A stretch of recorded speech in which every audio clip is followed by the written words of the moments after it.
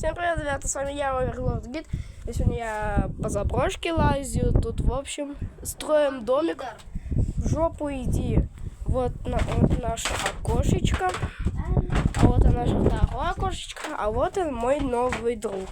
Хотя как новый? Это одноклассник, блядь. Мы уже полазили. Где там у нас?